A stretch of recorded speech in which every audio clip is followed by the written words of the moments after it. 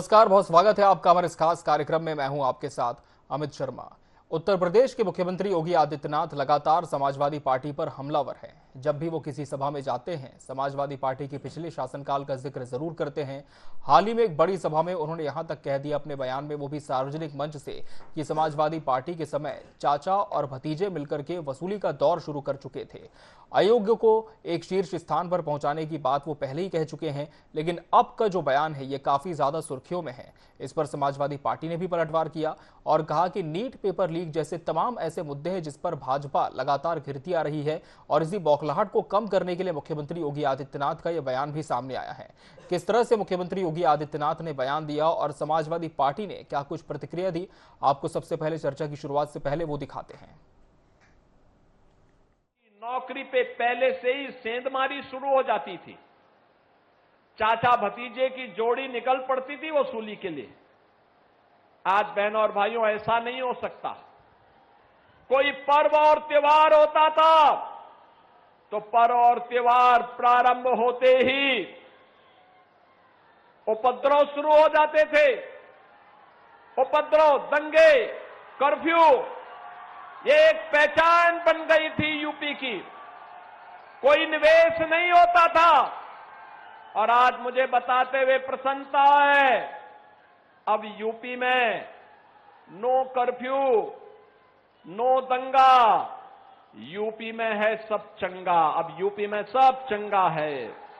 जो युवाओं की नौकरी में सेंध लगाएगा, नोट करना दो ही जगह होंगी, या जेल होगा या जहन्नुम होगा, तीसरी कोई जगह नहीं होगी। यूपी के मुख्यमंत्री अपने 10 सालों के कार्यकाल की चर्चा नहीं करते हैं। इनके 10 सालों में 20 पेपर लीक हुए हैं और 3 करोड़ छात्र, परीक्षा देने वाले स्टूडेंट्स प्रभावित हुए हैं। किनको नौकरी इन्होंने दी ये नहीं बताने को भी तैयार है। आखिर 69,000 भर्ती का शिक्षक आज भी सड़क पे टहल रहा है, जहां ओबीसी और दलितों के आरक्षण की हकमारी की गई। हाईकोर्ट के कहने के बावजूद, ओबीसी आयोग के कहने के बावजूद लिस्ट रिवाइज नहीं की गई और आज भी शिक्षक लोग धरना दे रहे हैं। ये कहते हैं हम मिट्टी में मिला देंगे। यही है इनकी जुमलेबाजी और कुछ नहीं। तो सुना आपने किस तरह से मुख्यमंत्री योगी आदित्यनाथ ने बयान दिया और उसके बाद समाजवादी पार्टी ने उनके इस बयान पर अपनी प्रतिक्रिया दी। आज इसी विषय पर हम चर्चा की शुरुआत करने जा रहे हैं, जिसके लिए हमारे साथ खास मेहमानों का पैनल भी इस कार्यक्रम में जुड़ चुका है। हमारे साथ बीजेपी नेता विवेक कुमार श्रीवास्तव जी जुड़े। विवेक जी, बहुत स्वागत है आपका हमारे इस पैनल की चर्चा में। हमारे साथ समाजवादी पार्टी के प्रवक्ता डॉक्टर नितेंद्र सिंह जी जुड़े। डॉक्टर नितेंद्र जी, आपका भी बहुत बहुत स्वागत है। और वरिष्ठ पत्रकार नीरज महरे जी भी इस चर्चा का अहम हिस्सा है। नीरज जी, आपका भी बहुत बहुत स्वागत है हमारे इस चर्चा में।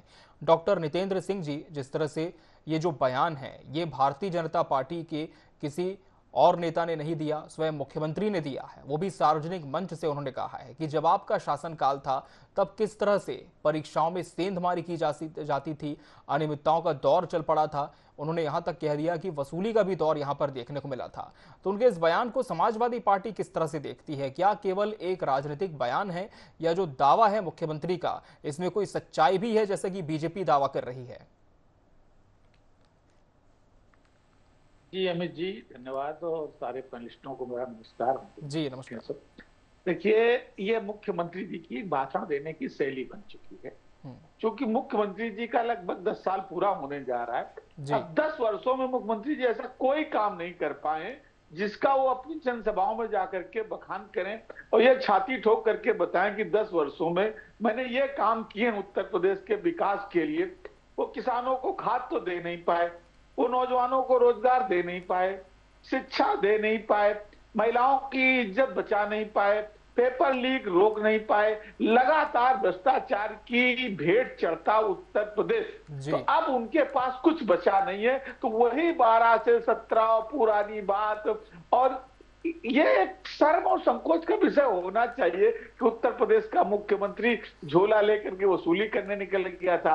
अगर ये बात हम उनकी प्रतिक्रिया में, हालांकि हमें ऐसी बातें हम लोग नहीं करते, समाजवादी लोग हैं, काम की बात करते हैं कि हमने काम किया था, आगे काम करें। लेकिन अगर इसका जवाब उनकी भाषा में जिस स्तर से वो दे रहे हैं, मुख्यमंत्री को ऐसी भाषा शोभा नहीं देती है जी। मैं कहूं कि मुख्यमंत्री जी का हेलीकॉप्टर हर सप्ताह अयोध्या खड़ा होता है और राम जन्मभूमि में जो चढ़ावे का पैसा आता है वो हेलीकॉप्टर में लद के मुख्यमंत्री आवास आता है, यहाँ से सीधे ट्रक में लद करके गोरखपुर चला जाता है और आदित्यनाथ जी अपने गोरखपुर मठ पे उसको पैसे को तहखाने में दबा रहे हैं। जैसे कि चर्चा भी है कि वहां सोने की सिलियां आजकल सेट की जा रही हो, मंदिर की 11 लाख करोड़ का ट्रस्ट था आज कई हजार करोड़ का हो गया है 9 वर्षों में। तो इस तरीके की बातचीत को मुख्यमंत्री को बचना चाहिए। मुख्यमंत्री जी को एक तरीके से अपनी बात को कहना चाहिए। आप बताइए कि उत्तर प्रदेश में आज महिलाओं की इज्जत सुरक्षित है? लखनऊ का एलडीए का भ्रष्टाचार किसने नहीं देखा? बिल्डिंगों में आग लग रही है, आए दिन इस तरीके के कहीं होटलों में आग लग रही है। लखनऊ में छात्र परेशान घूम रहे हैं, 69,000 शिक्षक भर्तियों का घोटाला आपके सामने, आरक्षण का लाभ आप दे नहीं पा रहे हो, आप किसी किसानों को खाद दे नहीं पा रहे हो, हर समाज आप किसी व्यापारियों की सुरक्षा आप कर नहीं रहे हो। आपके राज्य में आपके आजमगढ़ में जाकर के व्यापारी गोली से मार दिया जाता है, मनीष शर्मा कानपुर का।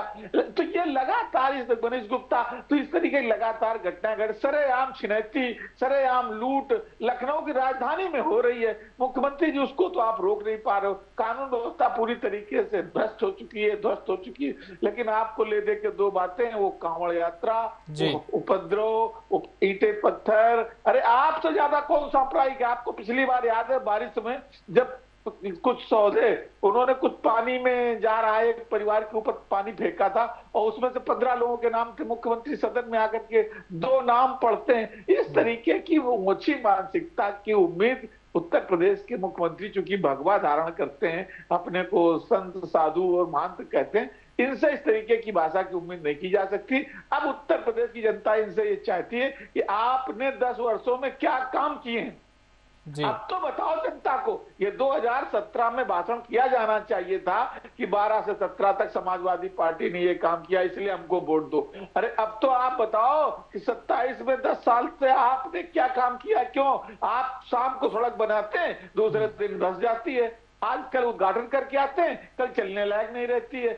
क्या आप उत्तर प्रदेश को देना चाहते हो? उत्तर प्रदेश में पूरी तरीके से भ्रष्टाचार अपने चरम पर है, कानून व्यवस्था पूरी तरीके से ध्वस्त है, महंगाई बेरोजगारी अपने चरम पर है और पेपर लीक तो आप रोक नहीं पा रहे हो। और दूसरों को आपसे मैं पूछना चाहता हूं, उत्तर प्रदेश में कितनी परीक्षाएं आपने सफलतापूर्वक करवाई हैं? तो आपके पास जवाब होता है कि 0। तो इस तरीके मेरा सिर्फ कहना है कि मुख्यमंत्री जी आपके व्यक्तिगत चूंकि जी चरित्र को संतवेश में, तो इसलिए उत्तर प्रदेश की जनता उसका सम्मान करती है। तो आप अपनी भाषा में कम से कम इतना संयम रखें कि वो बचा रहे। बाकी तो जवाब ले लेते हैं। विवेक कुमार श्रीवास्तव जी, समाजवादी पार्टी कह रही है कि परीक्षाएं उत्तर प्रदेश में ही सफलतापूर्वक संपन्न नहीं हो पाई और अपनी खामियों पर पर्दा डालने के लिए इस तरह की टिप्पणियां की जा रही है समाजवादी पार्टी पर। जवाब आपका। देखिए अमित जी, योगी आदित्यनाथ जी लगातार इन दिनों जिलों के दौरे पे जी, जिस जिले में जाते हैं जनता से या कार्यकर्ताओं से उनका सीधा संवाद होता है। तो संवाद के माध्यम से वो अपने 10 साल के कार्यों को भी बताते हैं, पूर्ववर्ती सरकारों के कुकृत्यों को भी बताते हैं। हमें समझ में नहीं आता कि अगर आपने 5 साल उत्तर प्रदेश में शासन किया है जी, तो आपको अपने समय के शासन काल की चर्चा पे इतना मिर्च क्यों लगती है? भाई जो किया है ठीक तो बखाना जा रहा है और जो हम कर रहे हैं हम भी बता रहे हैं। आपने कहा कि आप पेपर लीक हुए, हाँ सही बात है हुए, लेकिन इस पे योगी आदित्यनाथ जी ने कार्रवाई क्या की है तो देखिए। जो साल भर गिरोह थे, जो सिंडिकेट थे, उनके ऊपर रास्ता लगाने से लेकर बुलडोजर एक्शन से लेके लोक सेवा आयोग के सेक्शन अफसर तक को जेल भेजने का काम योगी आदित्यनाथ जी ने किया। आज आलम यह है कि जब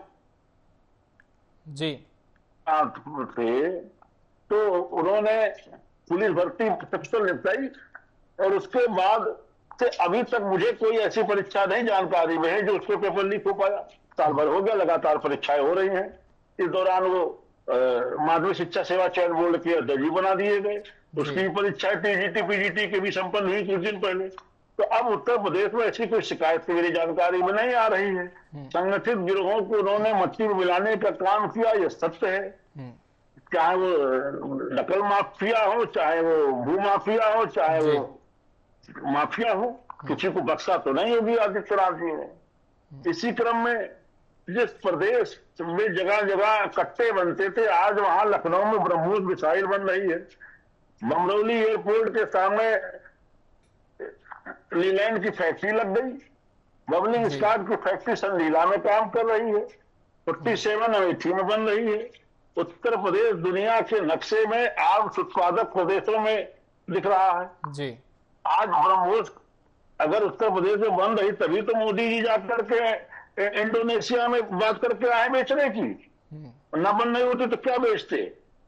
ये उत्तर प्रदेश की ताकत है। हर जिले में हमने एक मेडिकल कॉलेज खोला। जब आप थे, कोरोना ने उत्तर प्रदेश में आपके जाते जब दस्तक दी तो एक टूल किट नहीं थी कि कोरोना का टेस्ट हो पावे केजीएमसी में। सैंपल यहां से पूना भेजा जाता था।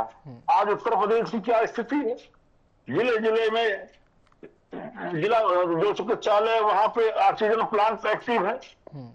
पूरा हर जिले में मेडिकल कॉलेज पे सरकार काम कर रही। 100% जिलों तक मेडिकल कॉलेज का कार्य पूर्ण होने की स्थिति में है। कहीं एडमिशन, कहीं बिल्डिंग में प्रवेश हो रहा है मेडिकल कॉलेजों का। 5 साल बाद का जो उत्तर प्रदेश होगा वो देश में दुनिया का मेडिकल हब बनने उत्तर प्रदेश जा रहा है। लोग चिकित्सा सेवाओं के लिए उत्तर प्रदेश आना चाहेंगे। ये उत्तर प्रदेश है भविष्य का।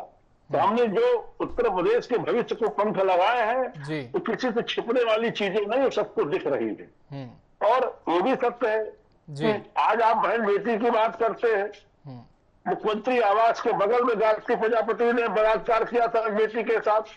गायत्री प्रजापति तब तक गिरफ्तार नहीं हुए जब तक उत्तर प्रदेश में योगी आदित्यनाथ जी ने मुख्यमंत्री की शपथ नहीं ले ली। इससे बड़ा दुखद और क्या हो सकता है। आज कोई बहन बेटी के साथ छेड़खानी बलात्कार करके देख ले, 24 से 48 घंटे में अपने पैर पे चलने लायक नहीं बचेगा। उसको अगले चौराहे तो से पहले अपराध भी ज्यादा होते थे, अब इस पर अंकुश लगा। ये बीजेपी कह रही है। मैं आपसे जवाब जरूर लूंगा डॉक्टर नितेंद्र जी इस पर। फिलहाल हम वरिष्ठ पत्रकार नीरज मेहरे जी का रुख करेंगे। नीरज मेहरे जी, मुख्यमंत्री विकास कार्यों की सौगात देने पहुंचे थे, लेकिन मंच पर एक ऐसी बात वो कह गए जिस पर समाजवादी पार्टी ने तीखी प्रतिक्रिया दी है। लेकिन तथ्य क्या है? आप इतने लंबे समय से पत्रकारिता भी कर रहे हैं सर, आपने हर किसी सरकार का शासनकाल देखा है, चाहे वो भारतीय जनता पार्टी का हो अभी का या फिर पूर्ववर्ती समाजवादी पार्टी का। जो ये दावा किया जा रहा है कि पहले परीक्षाओं में सेंधमारी होती थी, वसूली का दौर चलता था, क्या इसमें किसी तरह की प्रामाणिकता आप देखते हैं या फिर केवल एक राजनीतिक बयान इसे माना जाए? देखिए, महत्वपूर्ण बात यह है कि जितने आरोप मुख्यमंत्री ने वहां लगाए और जिस तरह की बात कही, निश्चित रूप से अगर ऐसा होता था तभी तो समाजवादी पार्टी एक लंबे समय से सत्ता से बाहर। लेकिन हालांकि मुझे लगता है मुख्यमंत्री जी को यह भी याद दिलाना चाहिए था। हमारे बड़े भाई हैं बीजेपी के प्रवक्ता, उन्होंने भी अभी बात कही कि हर जिले में एक मेडिकल कॉलेज बन गया।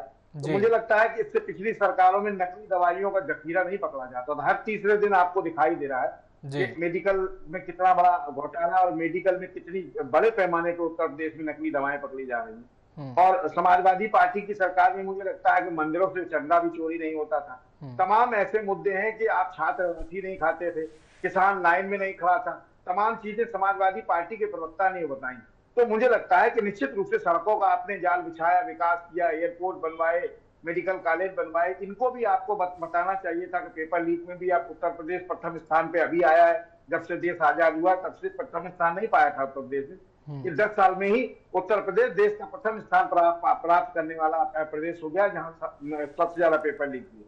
दूसरी बड़ी बात कि किसान, नौजवान, पहलवान, नौकरी और तमाम चीजों के जो आप दावे कर, बिल्कुल सही बात है। आप बताइए, अभी कानपुर और लखनऊ एक्सप्रेस वे बना, तीसरे दिन ही वहां जेसीबी चलानी पड़ी और बैठ गई सड़क, जबकि करोड़ों रुपए की लागत से बनाई गई थी वो। तो ये भी उत्तर प्रदेश की जनता देख रही। मुझे लगता है कि 10 साल सरकार को हो गए, सरकार को अपनी उपलब्धियां बतानी चाहिए जनता को कि अब तक हम ये करते आए हैं और अगर तीसरी बार हमें आपने चुना तो हम ये चीजें हैं जो पिछली सरकारों में हम नहीं कर पाए, आपके लिए नई उपलब्धियां लेके आएंगे। स्कूल बंद करने की स्थिति देख लीजिए, आप उसको मर्ज कहते हैं, जनता और विपक्ष उसको कहती है कि बंद कर दिया आपने। तो तमाम ऐसी चीजें भी हैं जिनमें लगातार जनता देख रही है। तमाम ऐसी बातें भी आती हैं कि आप भ्रष्टाचार की बात करते हैं। अभिषेक प्रकाश जिलाधिकारी थे यहाँ लखनऊ में, 1 करोड़ रुपए की रिश्वत के आरोप में पकड़े गए हैं, लेकिन अभी तक उनके खिलाफ कौन सी बड़ी कार्रवाई कर दी, कौन सा बुलडोजर चला दिया आपने।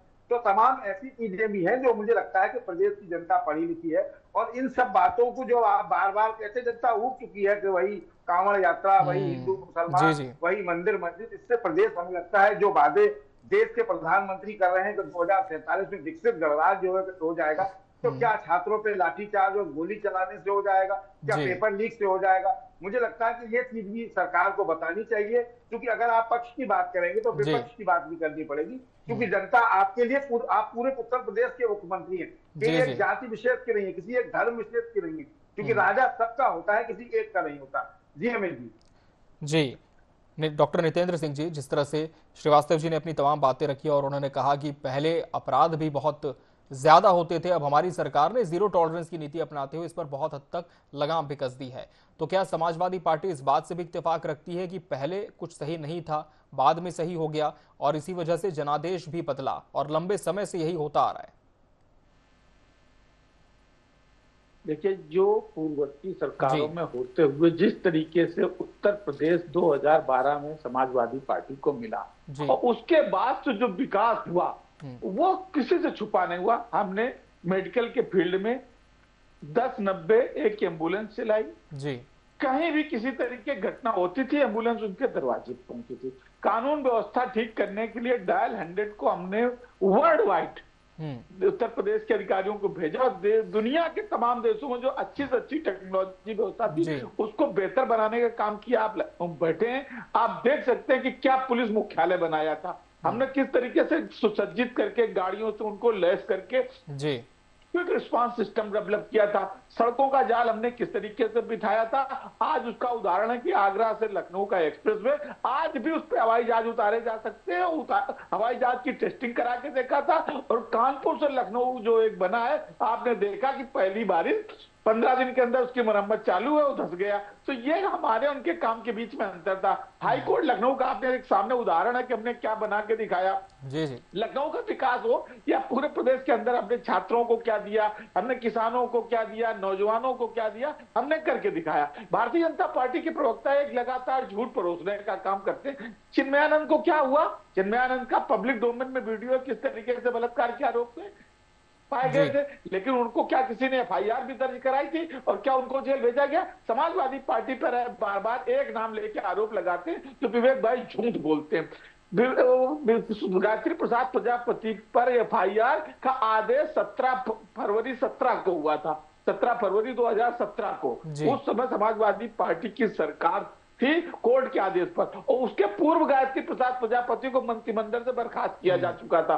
और 15 फरवरी मार्च को गायत्री प्रसाद जेल जा चुके थे, तब योगी आदित्यनाथ का शपथ ग्रहण भी नहीं हुआ था। और योगी आदित्यनाथ ने 19 मार्च को शपथ ग्रहण किया था। ये पता नहीं कौन सी बातें लेकर के आते हो। किसी के एफआईआर होने के पूर्व किसी को जेल भेज दोगे? उससे पूर्व माननीय मुख्यमंत्री अखिलेश यादव जी ने गायत्री प्रसाद प्रजापति को मंत्रिमंडल से बर्खास्त कर दिया गया था। इसके बाद में जांच हुई थी, जांच में वो जब दोषी नहीं पाए गए थे उनको दोबारा शपथ कराई गई थी। लेकिन जब वो 156(3) में एफआईआर कोर्ट के न्याय आदेश से हुई थी फरवरी में, और उसके बाद में ही पुलिस ने उनको मार्च में गिरफ्तार करके जेल में, तब तक माननीय अखिलेश यादव जी ही मुख्यमंत्री थे, योगी आदित्यनाथ मुख्यमंत्री नहीं थे। ठीक है, जवाब दीजिए विवेक कुमार श्रीवास्तव जी, क्या तमाम जो दावे हैं, तमाम जो विकास के कार्य हैं वो 2012 से 17 के बीच में ही हुए हैं? ठीक है, जवाब ले लेते हैं नितेंद्र जी। विवेक जी जवाब दीजिए। अमित भाई मैं क्लियर कर दूं, विवेक भाई चूंकि बहुत अच्छे प्रवक्ता हैं, 17 फरवरी 2017 को सर्वोच्च न्यायालय के आदेश से एफआईआर हुआ था। 15 मार्च 17 को गायत्री प्रसाद। जवाब ले लेते हैं, विकास पर आज हम बात कर रहे हैं जी, दावों पर आज चर्चा है। मार्च को शपथ ग्रहण किया। ठीक है, जवाब ले लेते हैं। विवेक जी जवाब दीजिए। अमित जी, नितेंद्र जी हमारे अच्छे मित्र हैं, लेकिन थोड़ा तथ्यों में गड़बड़ी कर रहे हैं। सत्य बात है कि गायत्री प्रजापति जी को एक बार मंत्री पद से हटाया गया, फिर नेताजी मुलायम के कहने पे फिर शपथ दिलाई गई। सब कुछ पब्लिक डोमेन में, मुझे अलग से उसको बताने की जरूरत नहीं है। ये भी सत्य है कि न्यायालय के आदेश के बाद ही एफआईआर हुई, सरकार ने एफआईआर करने का आदेश नहीं लिया। जी। और ये भी सत्य है कि गायत्री प्रजापति को उसी चुनाव में टिकट भी दिया अखिलेश जी ने, उनका चुनाव प्रचार भी करने गए। सिर्फ इतना होता था कि जब मंच पे अखिलेश जी चढ़ते थे तो गायत्री प्रजापति जी मंच से नीचे उतर जाते थे, और जब अखिलेश जी उतर आते थे तो गायत्री प्रजापति जी दोबारा मंच पे हो जाते थे। चुनाव में उनका प्रचार भी किए हैं। ये कहना कि वो उसके पहले जेल चले गए थे, सत्य नहीं। उस जेल तो गए हैं वो योगी आदित्यनाथ जी के शासन सत्ता में आने के बाद ही। दूसरी बात जो विकास की कह रहे हैं, ठीक है, आपने नितेंद्र जी फिर आपके तोड़ करके अपने मित्रों में बांट नितेंद्र जी फिर आपके पास आऊंगा, जवाब जरूर कर रहे हैं, होटल बना रहे हैं। लेकिन ये बताइए, जब बहन बेटियां बचेंगी तब न कोई लुलू माल ढूंढने जाएगा, घूमने जाएगा। जब घर की आबरू इज्जत सलामत नहीं रहेगी तो लूलू वाल तो आप किसको लेकर घूमेंगे? जो स्थितियां थी प्रदेश की, बहन बेटियों की सुरक्षा की जो स्थिति थी, जितेंद्र जी आप मेरे अच्छे मित्र हैं। देखिए, ये हमारा आपका विषय नहीं है। जो राजनीतिक दलों की जो अपने अपने समय में कार्य रहे हैं, हम आप उसकी चर्चा कर रहे हैं। लुलू माल आप किसको लेके घूमने जाएंगे? सबको पता है, जब बहन बेटियां बचेंगी तब ना लुलू माल जाएंगे। आप किस अकेले लुलू माल घूम के क्या करेंगे? घर परिवार को लेकर निकलने लायक करेंगे। मुजफ्फरनगर में एक बेटी स्कूल जा रही थी, उसको तो आपके बुजुर्गों ने स्कूल जाने नहीं दिया। परिणाम स्वरूप बहन बेटी बहू बेटी से सम्मान बचाओ पंचायत थी, तो दंगा हो गया। पूरा पश्चिमी उत्तर प्रदेश दंगे की आग में जल गया। आप क्या कानून व्यवस्था की बात करेंगे? ठीक है, आप अपने शासन काल में देखिए, बहन बेटियां स्कूल नहीं जा पाती थी। अगर कोई समझाने जाता था तो मुसलमानों के घेर के मार देते थे, पुलिस पकड़ के ले जाती थी, आदम खां का फोन पहुंच जाता था, मुसलमान गुंडे छूट जाते थे। ठीक है, अपराध पर मुख्यमंत्री ने अपनी बात रखी है, इस पर मैं नीरज महरी जी से भी जवाब चाहूंगा। नीरज महरी जी, दोनों पार्टियों के दावे तो अपनी जगह है कि हमारे शासनकाल में कौन कितना सुरक्षित था, लेकिन मुख्यमंत्री योगी आदित्यनाथ ने जो मंच से कहा कि अपराधियों के लिए या तो जेल या जहन्नुम, दो जगह ही होंगी, तीसरी कोई जगह नहीं होंगी, तो उनके इस बयान को आप किस रूप में देखते हैं? क्या वाकई आज उत्तर प्रदेश में अपराध के खिलाफ हम जीरो टॉलरेंस की नीति अपना पा रहे हैं, या फिर सिस्टम में हमें और ज्यादा कसावट की जरूरत है? देखिए जी नीरज जी से सवाल है। पिछली सरकार की अपेक्षा अगर हम बात करते हैं तो निश्चित रूप से उत्तर प्रदेश की कानून व्यवस्था में सुधार आया है। अगर हम उसकी बात करते हैं, माफिया राज खत्म हुआ है, बहन बेटियों को सम्मान भी मिल रहा है, इसमें भी कोई दो राय नहीं है। लेकिन लगातार एक ही बात को कहना मुझे लगता है ये ठीक नहीं है, और कानून व्यवस्था उत्तर प्रदेश की में और सुधार की आवश्यकता है। इसके बारे में उत्तर प्रदेश की महामहिम राज्यपाल भी कई बार बयान दे चुकी है इस तरह का, कि उन्होंने कहा कि अभी और कानून व्यवस्था में सुधार की आवश्यकता है। निश्चित रूप से अगर इस तरह के दावे हैं तो रोज ये लंगड़ा योजना में चल रही है, लंगड़ा करने वाली, और तमाम रोज इनकाउंटर, तमाम टांगों में गोलियां लग रही, तो ये कहां से आ रहे हैं अपराधी अगर अपराध मुक्त हो गया? और जो मैंने पहले कहा कि दवाइयों का जो जखीरा, नकली दवाइयों का पकड़ा जा रहा है, उस पर रोक क्यों नहीं लग पा रही? उस पर रोक लगनी चाहिए। लगातार जो इस तरह की बड़ी घोटाले और बड़ी संख्या में लोगों को, तमाम जो संस्थान बंद पड़े, मेडिकल स्टोर बंद पड़े, मेडिकल कंपनियां बंद करी, उनकी जीएसटी के नंबरों से जो है लगातार जो है चोरी हो रही है, फर्जी बिल बनाए जा रहे हैं, जीएसटी की चोरी, इस पर भी लगाम लगनी चाहिए निश्चित रूप से, क्योंकि ये बड़े पैमाने पे चल रहा है। इस पे कई चीजें ऐसी भी सामने आई हैं कि जिसको देखना चाहिए आपको। और जिस तरह की बात अभी लखनऊ में 15 बच्चे जिसमें जल के मर गए थे, कोचिंग सेंटर में आग लगी, उसके बाद जो लखनऊ के एलडीए के विकास प्राधिकरण के वीसी हैं, उन्होंने एक बात कही थी कि उत्तर प्रदेश की राजधानी लखनऊ में लगभग 90% ऐसे मकान है, सरकारी और गैर सरकारी, जो बिना नक्शे के तमाम उनको बने, तो क्या उन पर भी बुलडोजर चलेगा या वीसी साहब के खिलाफ भी कुछ कार्रवाई होगी? तमाम ऐसी चीजें भी आई हैं सामने जिसको जनता देख रही है। मुझे लगता है कि ये चुनाव का माहौल है और तमाम चीजें ऐसी हैं जिनको लेके, चूंकि समाजवादी पार्टी हो या भारतीय जनता पार्टी, दोनों ही राजनीतिक दल हैं और उनको राजनीति अपनी अपनी करनी है, तो तमाम तरीके की बातें की जा रही है। बिल्कुल, राजनीति अपनी जगह है, लेकिन प्रदेश का विकास हो, हर कोई सुरक्षित महसूस करे, यही प्रतिबद्धता सभी राजनीतिक दलों की होनी चाहिए। बहरहाल समय हमारे पास इतना ही था इस चर्चा के लिए। आप सभी मेहमानों का बहुत बहुत शुक्रिया हमसे इसमें जुड़कर इसका सार्थक हिस्सा बनने के लिए। इसी के साथ हमारे इस खास कार्यक्रम में फिलहाल इतना ही। मुझे और पूरी टीम को दीजिए इजाजत। नमस्कार।